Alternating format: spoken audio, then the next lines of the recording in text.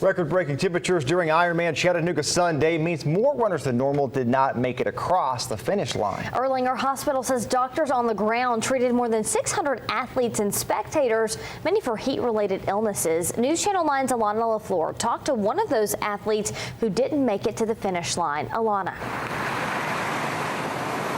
Josh, well, Tricia, things are wrapping up here in Ross's Landing where the finish line used to be. People are cleaning up, and this year race organizers added some new things along the route like air-conditioned buses, and those racers really needed that because yesterday temperatures reached 97 degrees. That's up from the average this time of year of about 80. Today I spoke to a woman who during the bike portion had to be sent to the hospital because of the heat.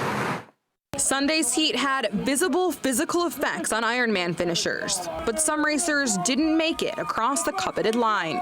Julie Barnes-Maurer started feeling the effects. I noticed that I had stopped sweating about halfway through the bike portion. So you're not sweating and it's 100 degrees outside. You got to kind of keep tabs on things. Despite breaks to hydrate, take salt supplements, and stretch to get relief from cramps, she knew it was too much to handle around mile 102. Couldn't get back on the bike. Dizzy, nauseous, chills, heart pounding. She took an ambulance to the hospital with 3 other racers inside. It's not out of the ordinary to need help during a race as strenuous as the Ironman, but organizers say the heat made it much worse. A bunch of folks kind of dropping off like flies. This was Barnes-Maurer's second Ironman, but stopping short still had an emotional impact. A lot of crying, but I'm part of a bigger team with the Leukemia and Lymphoma Society. Because of her daughter Katie, that cause had a special place in her heart as she tried to push through the course. So this is my daughter Katie. She just turned 16 years old. She's a 13-year survivor of stage 4 cancer. Although she couldn't carry on, Barnes-Maurer says she's still proud of her team's accomplishments. My daughter's a survivor, so that's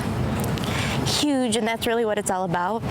Sad I didn't cross the finish line, but I'm already an Ironman, and I will be again, and there's a much bigger cause here. That team raised more than $250,000 for cancer research this race. She said that most of her teammates finished despite the heat. Reporting live from Ross's Landing, Alana LaFleur, News Channel 9. Alana, thank you. Along with added buses, race officials say they brought in additional medical assistance, fluids,